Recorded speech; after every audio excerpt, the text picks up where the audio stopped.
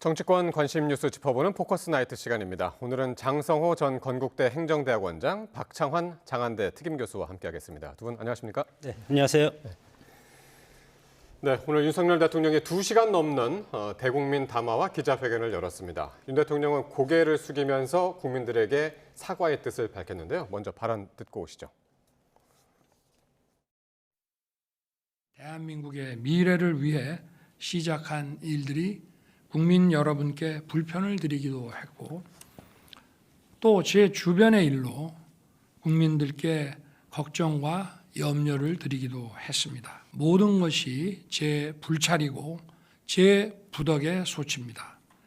국민 여러분께 먼저 죄송하다는 말씀, 진심 어린 사과의 말씀부터 드리고 정확하게 사과를 할 수 있다라고 하는 부분은 어떤 건지 좀 구체적으로 말씀 부탁드리겠습니다. 구체적으로 말하기가 좀 어렵지 않습니까?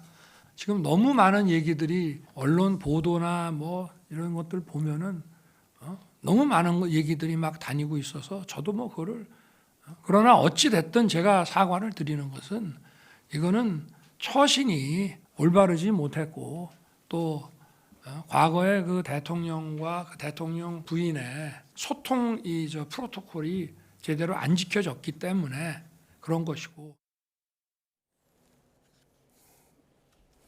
네, 자 오늘 올해 여러 번 기자회견이 있었습니다만 오늘 가장 큰 특징은 가장 먼저 사과를 했다는 것입니다. 모든 것이 제 불찰이다. 이렇게 하면서 이제 고개를 숙여서 사과를 했는데 이게 윤 대통령이 이제 처음 고개를 숙여서 사과를 한 거죠.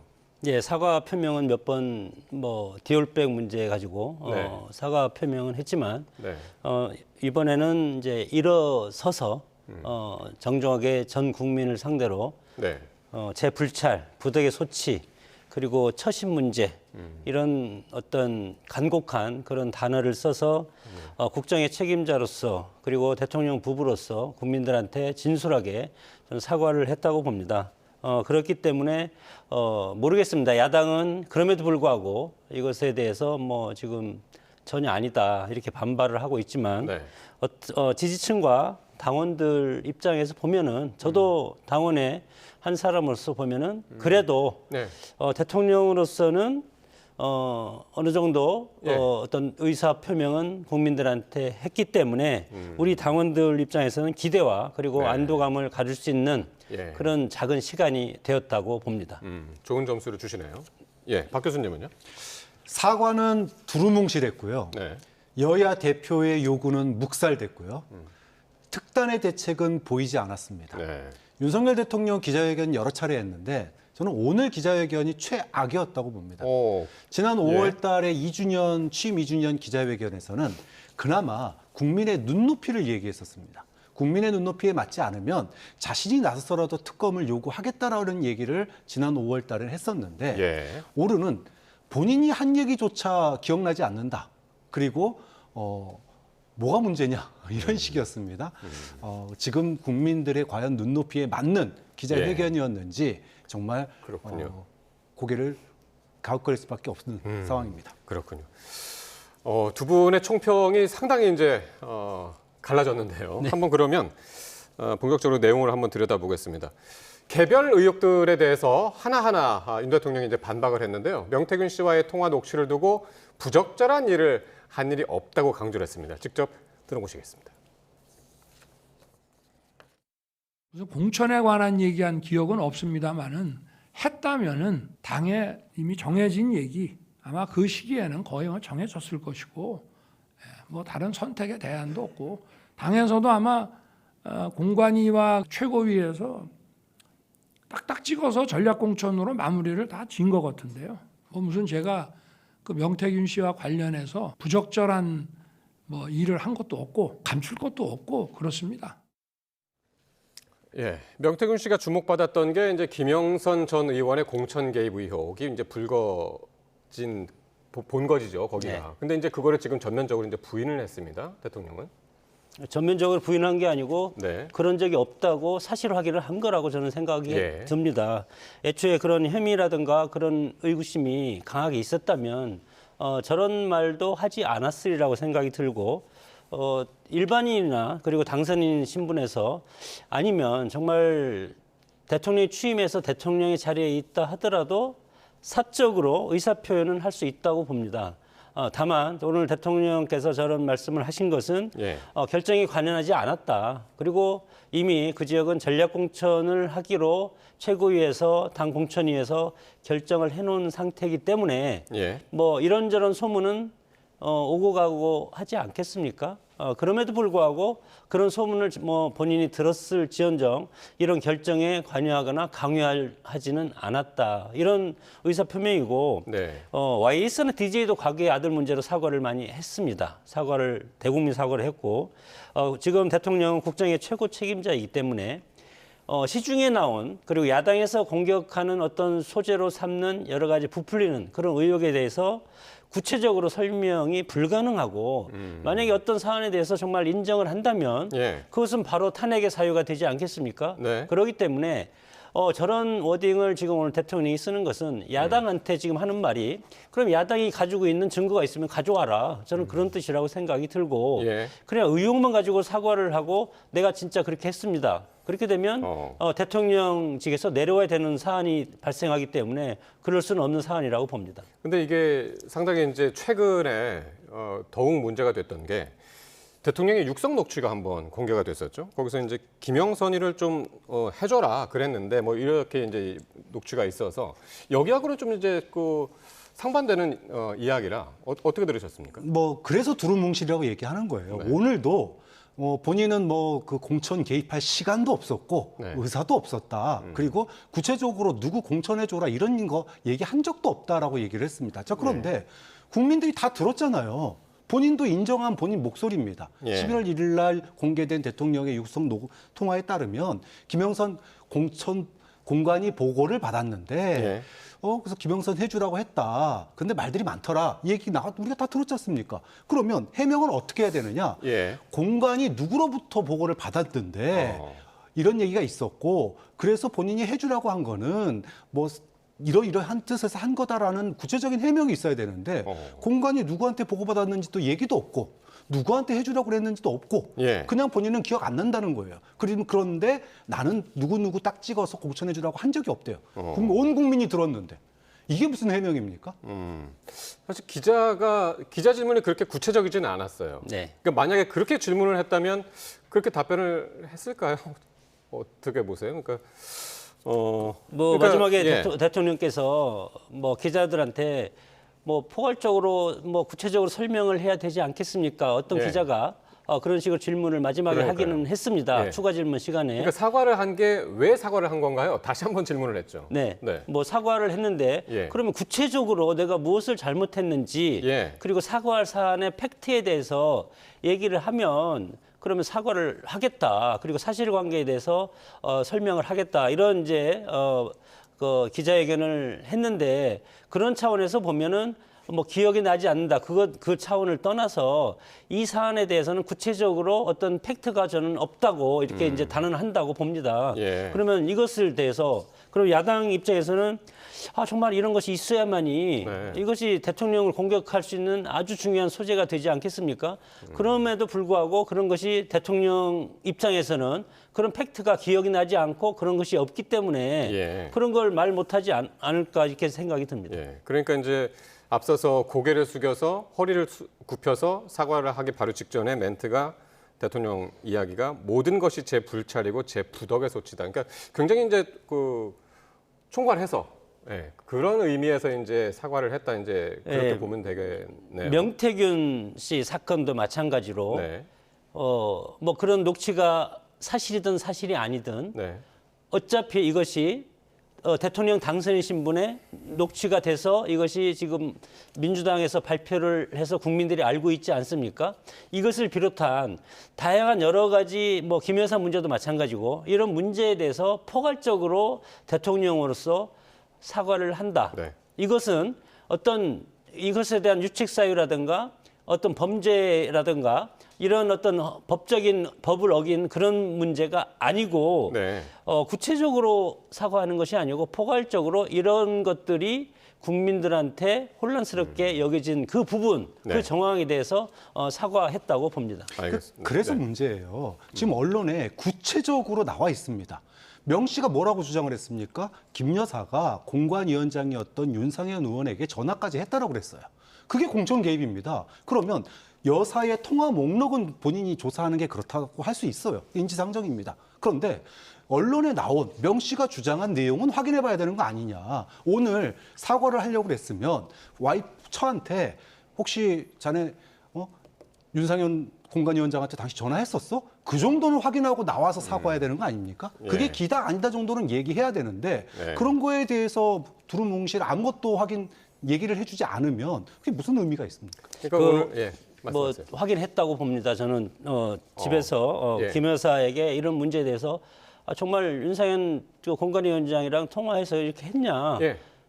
했지만 지금 방대한 양을 지금 하다 보니까 네. 그 부분을 저는 간과한다고 보고 구체성 좋습니다. 할 수 있는데 예. 그런 것이 할 수 있는 팩트가 없다고 보고 그리고 특정해서 이 구체성과 특정해서라는 것은 야당에서 주장하는 그런 것과 해석을 같이 해보면 자백하라 그런 뜻이라고 저는 생각이 듭니다.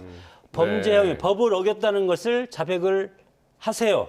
예. 그러면 우리가 그거에 대해서 탄핵을 하고 하야를 시키겠습니다. 그런 뜻인데 예. 뭐 자백이나 특정한 것이 없는데 그러면 윤상현 공관위원장한테 이것을 자백하라고 하면 되지 않겠습니까? 있으면 그러면 장 교수님 이 부분은 어떻게 보시나요? 윤 대통령이 본인이 누구를 공천을 해주라고 한 적 없지만 네. 설사 그런 말을 했다 하더라도 문제가 되지 않는다고 이야기를 했거든요. 그런 말입니다. 예. 없지만은 그렇게 하지 예. 않았다는 것을 않았지만. 전제로 하고 예. 그럼에도 불구하고 예. 이것에 누구에서 의사 표현을 했다는 것은 예. 그때 당시 녹취가 공개되는 그 시점이 당선인 신분 아니겠습니까? 대통령 신분이 아닙니다. 당선인 신분이기 때문에 네. 그런 것은 1호 당원 일반인의 입장에서 그런 의견을 표명할 수가 있다. 그것은 법적인 하자가 없다. 그렇게 저는 네. 설명했다고 봅니다. 예. 지난번에 이제 권성동 의원도 이런 비슷한 얘기를 한 적이 있긴 하죠. 네, 예. 교수님도 지난번에 계속 그 얘기를 하셨습니다. 5월 10일 날 했으면은 이거는 공무원의 법 위반이지만 5월 9일 날 했으니까 문제 없는 거 아니냐. 참 뭐라 그럴까요? 빈약하다. 이 말씀만 드립니다. 예. 자, 그리고 오늘 윤 대통령은 또 국정 개입 의혹에 대해서도 선을 그었습니다. 대통령 부인이 대통령을 돕는 게 그게 국정농단이냐라고 반문을 또 했는데요. 이 이야기도 한번 직접 들어보시겠습니다. 대통령 부인이 대통령을 좀 도와서 어쨌든 선거도 좀 잘 치르고 국정도 남들한테 좀 욕 안 얻어먹고 좀 원만하게 잘 하기를 바라는 그런 일들을 국정농단이라고 그런다면은 그거는 국어사전을 좀 다시 좀 정리를 해야 될 것 같다는 생각은 좀 들고요. 그야말로 저를 타겟으로 해서 우리 제 처를 많이 악마화시킨 거는 있습니다. 네. 그러니까 김 여사 처신에 대해서 신중치 못했다라고 하면서도 침소봉대한다. 그러니까 의혹을 부풀린다. 또 김 여사를 악마화하고 있다. 오히려 야당의 화살을 돌렸는데요. 이 얘기는 박 교수님 먼저 한번 말씀을 드릴게요. 오늘 대통령이 예시를 들었습니다. 국민의힘에 입당해가지고 사람들 네. 만나고 봤더니 문자가 전화가 수천 통이 와 있었다. 그거 어떻게 일일이 답하냐. 그래서 피곤해서 자고 있는데 새벽에 일어나니까 김 여사가 참 순진한 김 여사가 그거 일일이 고맙다고 답하고 있더라. 예. 이걸 얘기하면서 네. 이거를 어떻게 국정농단이라고 할 수 있겠냐. 네. 이런 얘기를 들었어요. 그런데 이제까지 야당이나 제가 국정농단이라고 의심 가는 대목에 대해서 얘기했을 때 이런 인지상정 문제를 가지고 뭐 얘기한 건 아닙니다. 예를 들어 뭐 비서진들한테 화 좀 그만 내세요. 충분히 할 수 있는 얘기예요. 부인사 정치인 부인인데 그도 얘기 왜 못합니까? 그게 아니고 핵심은 이거잖아요. 김 여사가 뭔데 공관위원장한테 전화하느냐. 이 문제를 얘기하는 겁니다. 그다음에 김 여사가 뭔데 인수위에 들어오라 마라 얘기를 하느냐. 이 얘기를 하는 거예요. 그리고 왜 산단 문제, 이런 국가 정책 문제에 왜 김 여사가 그런 정보를 갖다가 예. 사인에게 그것도 본인이 도움받았다라고 하는 사람한테 알려줬느냐. 이런 내용들입니다. 예. 이걸 뭉뚱그려서 권한이 없는 사람이 권한 사이에 껴가지고 개입을 했기 때문에 이런 걸 예. 국정농단이라고 얘기하고 거기에 대해서 의혹을 밝혀라라고 했더니 어허. 뭐 남편 대신에 문자 보내주고 이걸 예. 가지고 얘기를 하시면 아. 이거는 핀트가 빗나가도 한참 빗나간 얘기다. 그러니까 문제의 본질이 아니라 너무 사소로운 일을 예를 들었다고 이제 말씀을 하시는 건데 어떻게 들으셨습니까? 악마화하는 게 맞습니까? 뭐 악마하는 부분도 있지 않겠습니까? 야당 입장에서는 윤석열 정부를 공격하기 위해서는 가장 약한 고리라고 했던 애초에 이재명 그 당시 후보도 부인 문제 때문에 네. 대선 기간 동안 상당히 곤혹을 치렀고 윤석열 대통령 후보도 당시 김건희 여사의 그 주식과 관련된 문제 때문에 상당히 곤혹을 치러서 양쪽 후보자 부인이 대선 기간 동안 활동을 잘 못하는 그런 경우가 있지 않겠습니까? 가장 약한 고리를 그렇다고 지금 국민의힘이 이재명 대표의 부인을 공격을 할 수는 없지 않겠습니까? 다만 대통령 부인이기 때문에 공격을 하면 그것이 대통령한테 다이렉트 직접적으로 가는 거기 때문에 가장 국민의힘을 타격하고 그리고 정권을 타격하는 거 가장 효과적인 고리이기 때문에 김건희 여사를 지금 공격하고 있다고 보는데 대통령 입장에서는 예. 팩트가 있으면 가져라 그런 겁니다 지금. 그리고 나서 저도 정치하고 출마도 해봤지만 정치라고 출마를 하는 정치인들의 숙명은 가족과 함께 합니다.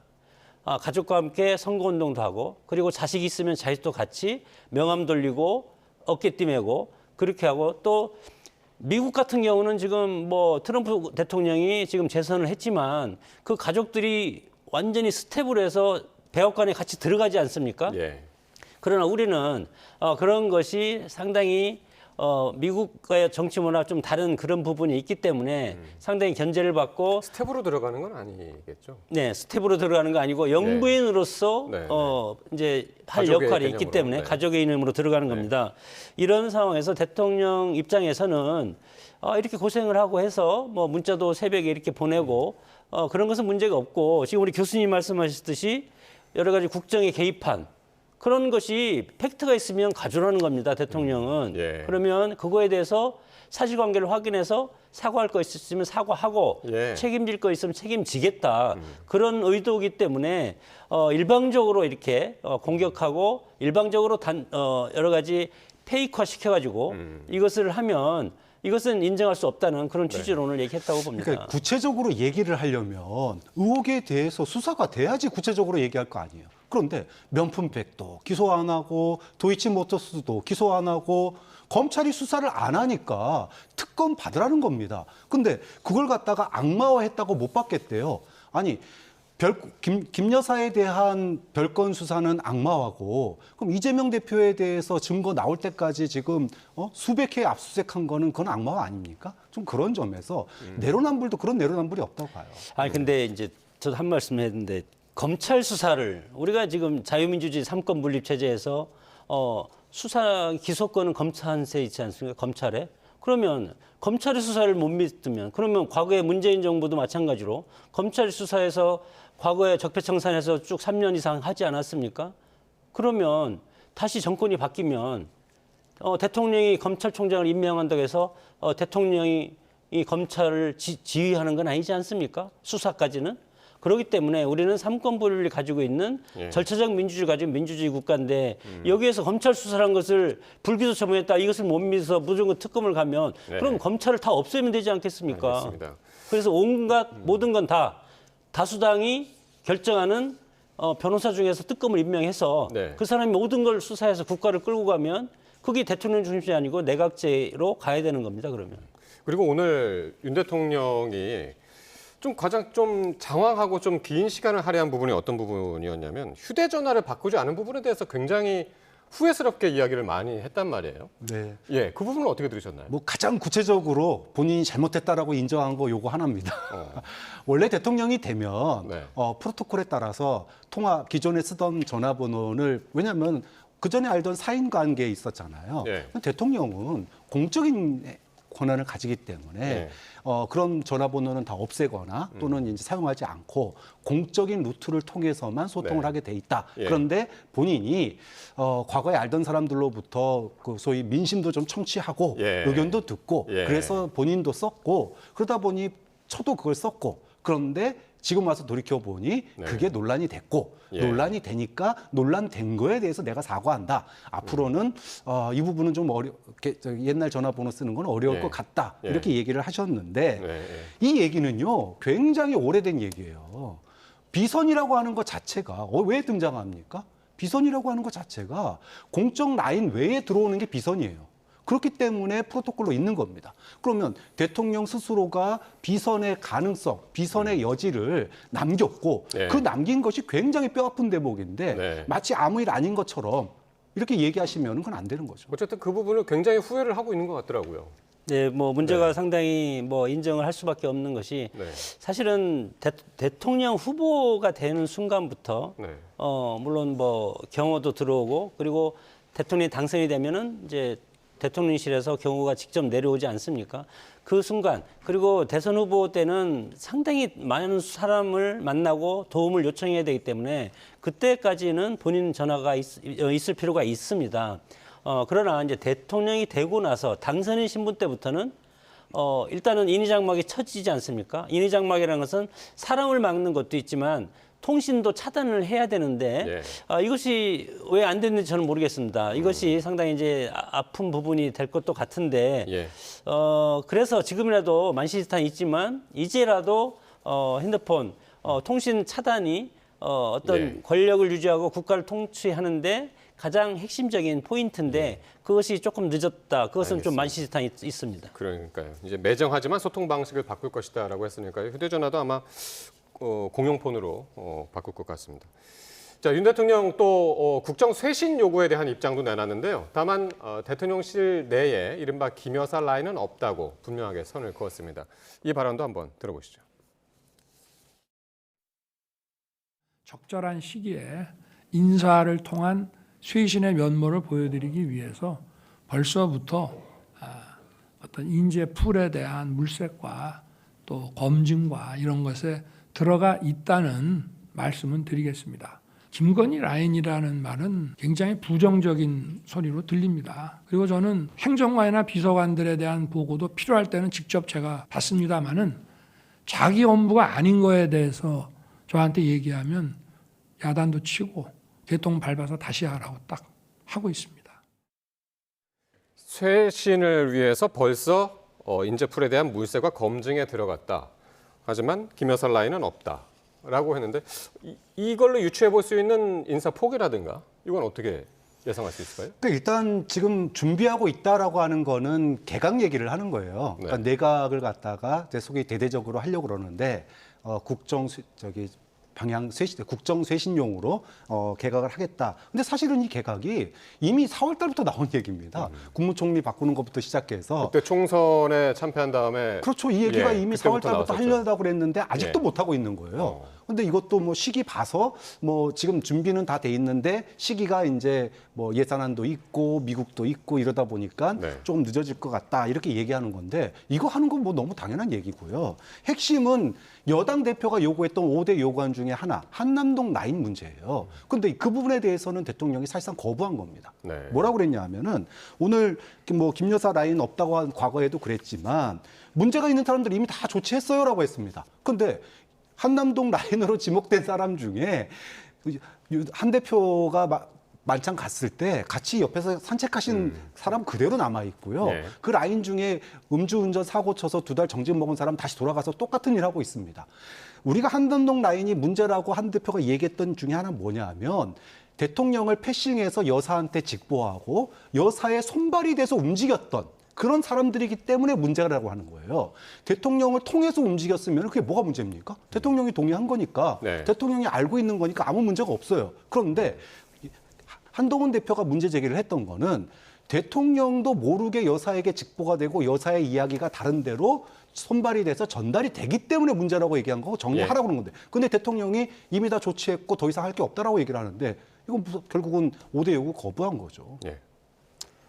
인사권 박탈은 인사권은 대통령의 고유 권한이고 그리고 인사는 만사라는 말이 있습니다. 과거 정권에서 보면은 국정의 난맥상일 때 개각을 통해서 그리고 뭐 국정 쇄신 예. 그리고 국면 전환 그리고 민심 수습 예. 이런 것을 하는 것은 당연하고 윤석열 정권도 마찬가지로 윤석열 정부도 이제 임기 반환점을 돌지 않았습니까? 그렇기 때문에 임기 후반에 인적 쇄신은 필요하다. 뭐 장관이든 뭐 오래된 장관들이 있지 않습니까? 뭐 몇 분이라도 그런 분들을 통해서 인적 쇄신을 해야 되는데 사실은 사람 찾기가 상당히 어렵고 그리고 장관을 국회의원에서 많이 이제 데려오는데 민주당 같은 경우는 180명이기 때문에 뭐 데려와도 국회 운영하는데 아무 이상이 없는데 국민의힘 같은 경우는 108명밖에 되지 않습니까? 그렇기 때문에 다시 내각으로 들어온다고 하면 국회가 또 차질이 있기 때문에 예. 여러 가지 지금 여소야대에서 대통령의 운신폭은 인사권에 대한 운신폭은 상당히 적다고 생각이 들고 네. 소위 말해서 한남동 라인이라고 뭐 그것을 만약에 윤석열 대통령이 이것을 인정하고 만약에 교체를 한다 하면 레임덕이 바로 올 겁니다. 그만큼 인사권을 대통령의 뜻대로 하지 못하는 대통령은 저는 허수아비라고 생각이 들기 때문에 예. 그것은 상당히 조심해서 접근해야 될 것이 야당이면 그런 얘기를 할 수 있다고 봅니다. 알겠습니다. 그리고 이제 한동훈 대표가 이제 계속 요구했던 그 인적 쇄신 그리고 두 번째가 이제 특별감찰관 이 부분은 국회에서 추천이 오면 대통령이 임명하지 않을 수 없다. 기존의 이제 입장을 다시 한번 재확인했고요. 김 여사의 대외 활동 전면 중단 이 부분은 반드시 필요할 때만 하겠다. 외교 관례와 국익상 반드시 해야 한다고 판단하는 일 제외하고는 사실상 중단해왔고 앞으로도 그럴 것이다. 이번 달도 많이 있잖아요. 에이펙하고 G20에.